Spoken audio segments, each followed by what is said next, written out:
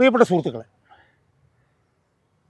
ഇപ്പോൾ കേരളത്തിൽ പൊതുമണ്ഡലത്തിലുള്ള സ്ത്രീ പ്രാതിനിധ്യവുമായി ബന്ധപ്പെട്ട വിഷയം സജീവമായി ചർച്ച ചെയ്തുകൊണ്ടിരിക്കുകയാണ്. മെക്സവൻ എന്ന് പറയുന്ന മുസ്ലിം സമുദായങ്ങളുമായി ബന്ധപ്പെട്ടുകൊണ്ടുള്ള ഒരു വ്യായാമ കൂട്ടായ്മയിൽ പുരുഷന്മാരും സ്ത്രീകളും ഇടകലർന്ന് പ്രവർത്തിക്കുന്നതിനെതിരായി മുസ്ലിം മതപണ്ഡിതന്മാർ മതവിധികളുമായി പുറത്തേക്ക് വരികയുണ്ടായി. കാന്തപുരം AP അബൂബക്കർ മുസല്യാരാണ് ആദ്യം ഈ വിഷയം ഉയർത്തിയത്. അതിനുശേഷം മറ്റ് പല മതപണ്ഡിതന്മാരും ഈ വിഷയങ്ങൾ ഉയർത്തിക്കൊണ്ട് രംഗത്ത് വരികയുണ്ടായി. ഇതിന് മറുപടി പറഞ്ഞുകൊണ്ട് CPMൻ്റെ സംസ്ഥാന സെക്രട്ടറി MV ഗോവിന്ദനും രംഗത്ത് വന്നത് നമ്മൾ കാണുകയുണ്ടായി. ഈ പശ്ചാത്തലത്തിൽ പൊതുമണ്ഡലത്തിൽ സ്ത്രീകളുടെ സാന്നിധ്യത്തെക്കുറിച്ചിട്ടുള്ള ചർച്ചകൾ വളരെ സജീവമായി കേരളത്തിൽ ഇപ്പം നടന്നുകൊണ്ടിരിക്കുകയാണ്. ഈ പശ്ചാത്തലത്തിൽ എനിക്ക് എൻ്റെ പ്രേക്ഷകരോട് പറയാനുള്ളത്, CPM എന്ന് പറയുന്ന പാർട്ടി ഒരു സ്ത്രീവിരുദ്ധ പാർട്ടിയാണെന്നും സ്ത്രീകൾക്കൊരു പ്രാതിനിധ്യവും നൽകാത്ത പാർട്ടിയാണെന്നും അതുകൊണ്ട് കേരളത്തിലെ പൊതുസമൂഹത്തിലെ 52% വരുന്ന സ്ത്രീ സമൂഹം ഈ പാർട്ടിയെ തൂത്തെറിയാൻ രംഗത്ത് വരികയും വേണം എന്നാണ് എനിക്ക് ഈ വീഡിയോയിലൂടെ എൻ്റെ പ്രേക്ഷകരോട് പറയാനുള്ളത്. നമുക്കറിയാൻ കഴിഞ്ഞ കുറച്ച് ദിവസങ്ങളായി കേരളത്തിലെ ഏറ്റവും പ്രധാനപ്പെട്ട രാഷ്ട്രീയ പാർട്ടിയുടെ നേതാവായിട്ടുള്ള സംസ്ഥാന സെക്രട്ടറിയായിട്ടുള്ള MV ഗോവിന്ദൻ സ്ത്രീ പ്രാതിനിധ്യത്തെക്കുറിച്ചിട്ടൊക്കെ വലിയ വായിൽ സംസാരിക്കുന്നത് നമ്മൾ കേട്ടല്ലോ. പക്ഷേ നമ്മൾ മനസ്സിലാക്കേണ്ടത് അത് വലിയ വായിലുള്ള സംസാരം മാത്രമാണ് എന്നാണ്. ഈ കേരളത്തിലെ ഏറ്റവും വലിയ രാഷ്ട്രീയ പാർട്ടിയായിട്ടുള്ള CPM കേരളത്തിൽ 50%-ലധികം വരുന്ന ഈ സ്ത്രീ സമൂഹത്തിന് ഒരു പ്രാതിനിധ്യവും കൊടുക്കാത്ത പാർട്ടിയാണ് എന്ന് കണക്കുകളുടെ അടിസ്ഥാനത്തിൽ ഞാൻ എൻ്റെ പ്രേക്ഷകരുടെ മുന്നിൽ ഞാൻ വിശദീകരിക്കാൻ പോകും. അതുകൊണ്ട് തന്നെ കേരളത്തിലെ സ്ത്രീ സമൂഹം ഈ ഈ ഈ ഈ സ്ത്രീകൾക്കൊരു പ്രാതിനിധ്യം കൊടുക്കാത്ത ഈ പാർട്ടിയെ തൂത്തെറിയണം എന്നാണ് എനിക്ക് സൂചിപ്പിക്കുക. സുഹൃത്തുക്കളെ, നമ്മൾ 10 മുമ്പ് എന്നുള്ള ചരിത്രം നമ്മളൊന്നെടുത്ത് പരിശോധിച്ച് നോക്കൂ. കേരളത്തിലെ CPMൻ്റെ കമ്മ്യൂണിസ്റ്റ് പാർട്ടിയുടെ ഏറ്റവും പ്രധാനപ്പെട്ട നേതാവായിരുന്നു KR ഗൗരിയമ്മ. എത്രയോ 10 കാലം അവർ CPMൽ പ്രവർത്തിച്ചു. അവർക്ക് എന്തെങ്കിലും അർഹിക്കുന്ന സ്ഥാനം കൊടുത്തിട്ടുണ്ടോ ഈ പാർട്ടി? കേരളത്തിലെ കമ്മ്യൂണിസ്റ്റ് പാർട്ടി വളർത്തുന്നതിന് വേണ്ടി ത്യാഗോജ്വലമായിട്ടുള്ള പ്രവർത്തനങ്ങൾ നടത്തിയിട്ടുള്ള ഒരു നേതാവല്ലേ KR ഗൗരി.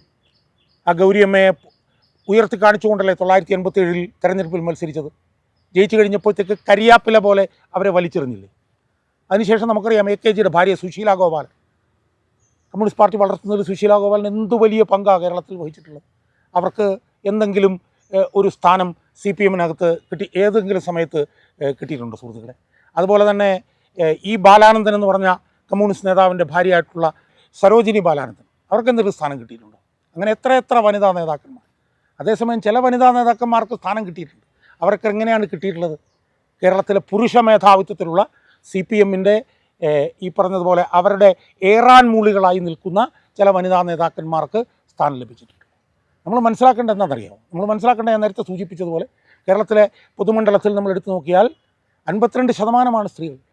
1000 പുരുഷന്മാർക്ക് 1084 സ്ത്രീകൾ എന്നാണ് പറയപ്പെടുന്നത്. 2010 കേരളത്തിലെ തദ്ദേശ സ്വയംഭരണ സ്ഥാപനങ്ങളിൽ 50% സ്ത്രീകൾക്ക് സംവരണം ഏർപ്പെടുത്തി. നമ്മൾ 2021 നോക്കിയാൽ 1200 ലോക്കൽ ബോഡീസ് തദ്ദേശ സ്വയംഭരണ സ്ഥാപനങ്ങളുണ്ടെങ്കിൽ അതിൽ 602 അതിൻ്റെ തലപ്പത്തുള്ള സ്ത്രീകളാണ്. അപ്പോൾ സ്ത്രീകൾക്ക് വേണ്ടി ഒരുപാട് നയങ്ങളൊക്കെ നടപ്പിലാക്കുന്നുണ്ട് CPMൻ്റെ നേതൃത്വത്തിലുള്ള ഗവൺമെൻറ്. കേരളത്തിൽ ഈ പറഞ്ഞ പോലെ കുടുംബശ്രീ മിഷനുണ്ട്. അത് ലോകത്തിൽ തന്നെ ഏറ്റവും വലിയ സ്ത്രീ ശാക്തീകരണ പരിപാടിയാണ് എന്നാണ് നമ്മൾ മനസ്സിലാക്കിയത്. കേരളത്തിലെ സ്ത്രീകളുടെ ആയുർദൈർഘ്യം 77% ആണെങ്കിൽ ഇന്ത്യയിൽ 70%.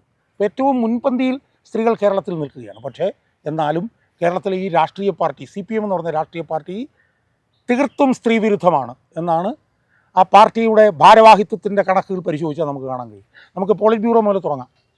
പോളിറ്റ് ബ്യൂറോയിൽ 17 അംഗങ്ങളുണ്ട്. ആ 17 അംഗങ്ങളുള്ളതിൽ 2 സ്ത്രീകളാണുള്ളത്, വൃന്ദ കാരാട്ടും സുഭാഷിണി അലിയും.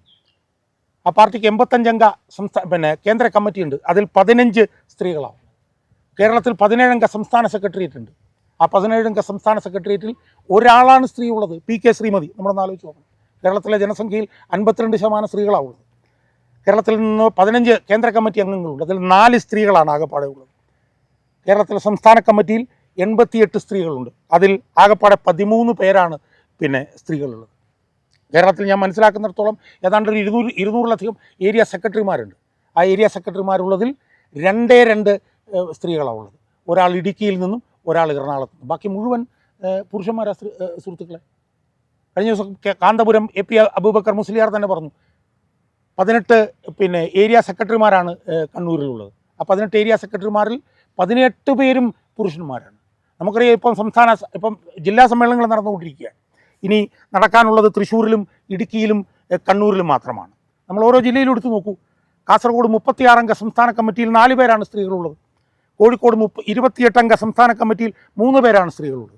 വയനാട് 27 പേരിൽ 3 പേര്, മലപ്പുറത്ത് 38 പേരിൽ 4 പേര്, പാലക്കാട് 44 പേരിൽ 3 പേര്, പത്തനംതിട്ടയിൽ 34-ൽ 3 പേര്, കോട്ടയത്ത് 38-ൽ 4 പേര്, കൊല്ലത്ത് 44-ൽ 4 പേര്, ആലപ്പുഴയിൽ 46-ൽ 5 പേര്, തിരുവനന്തപുരത്ത് 46-ൽ 6 പേര്, എറണാകുളത്ത് 35-ൽ 5 പേര്. ഇപ്പോൾ 11 ജില്ലകളിൽ ജില്ലാ സമ്മേളനങ്ങൾ നടന്നു. അതിലെല്ലാം കൂടി 416 ജില്ലാ കമ്മിറ്റി അംഗങ്ങളുണ്ട്. അതിൽ വെറും 44 സ്ത്രീകളാണുള്ളത്. ആലോചിച്ച് നോക്കണം. കേരളത്തിലെ പൊതുസമൂഹത്തിൽ കേരളത്തിലെ ജനസംഖ്യയിൽ 52% സ്ത്രീകളുള്ളപ്പോൾ CPMൻ്റെ ജില്ലാ കമ്മിറ്റി അംഗങ്ങളിൽ 10% മാത്രമാണ് സ്ത്രീകളുള്ളത്. അതുപോലെ തന്നെ വർഗബഹുജന സംഘടനകളൊക്കെ ഇപ്പോൾ ട്രേഡ് യൂണിയൻ എടുത്ത് നോക്കൂ. CITUവിൻ്റെ പ്രധാനപ്പെട്ട ഭാരവാഹികൾ, സംസ്ഥാന പ്രസിഡന്റും സെക്രട്ടറിയും സ്ത്രീ. സംസ്ഥാന ജീവനക്കാരുടെ ഏറ്റവും വലിയ സംഘടനയായിട്ടുള്ള NGO യൂണിയൻ, അതെല്ലാം പുരുഷന്മാർ. പ്രധാനപ്പെട്ട ഭാരവാഹികൾ KSTയുടെ ഭാരവാഹികൾ പുരുഷന്മാർ. അപ്പോൾ ഈ സാഹചര്യത്തിൽ, ഈ പശ്ചാത്തലത്തിൽ നമ്മൾ നോക്കുമ്പോൾ ഈ വലിയ സ്ത്രീ സ്വാതന്ത്ര്യത്തിന് വേണ്ടിയും സ്ത്രീകൾ കേരളത്തിൽ മുന്നിലാണെന്നൊക്കെ പറയുന്ന ഈ CPM നേതാക്കന്മാർ അത് നമുക്ക് വേണ്ടിയാണ് പറയുന്നത്. അവരുടെ ഭാരവാഹിത്വം എടുത്തു നോക്കുമ്പോൾ സ്ത്രീകളെ അധികാരത്തിൻ്റെയും നയരൂപീകരണത്തിൻ്റെയും അടുത്തുപോലും അവർ നിർത്തില്ല എന്നുള്ളതിൻ്റെ ഞെട്ടിക്കുന്ന കണക്കുകളാണ് ഞാൻ പറഞ്ഞത്. 2 മന്ത്രിമാരുണ്ട്, വീണ ജോർജുമുണ്ട്, ആർ ബിന്ദുവുമുണ്ട്. ശരിയാണ്, 2 മന്ത്രിമാരുണ്ട് 21-ൽ. പക്ഷേ 2 മന്ത്രിമാരെ ഭരിക്കുന്നതാരാ? പുരുഷന്മാരല്ലേ. ആരോഗ്യമന്ത്രി വീണ ജോർജ് പ്രൈവറ്റ് സെക്രട്ടറി ആയിട്ടുള്ള AKG സെൻറ്റർ മുൻ സെക്രട്ടറി ആയിട്ടുള്ള സജീവനല്ലേ അവിടുത്തെ യഥാർത്ഥത്തിലുള്ള മന്ത്രി. ആർ ബിന്ദുവിനെ നയിക്കുന്നത് പുരുഷന്മാരായിട്ടുള്ള CPMൻ്റെ നേതാക്കന്മാരല്ലേ സുഹൃത്തുക്കളെ. തിരുവനന്തപുരം മേയറുണ്ട് ആര്യ രാജേന്ദ്രൻ. ആരാ ഭരിക്കുന്നത്? CPMൻ്റെ നേതാക്കന്മാരല്ലേ ഭരിക്കുന്നത്. അതുകൊണ്ട് ഞാൻ കൂടുതൽ ദീർഘിപ്പിക്കുന്നില്ല.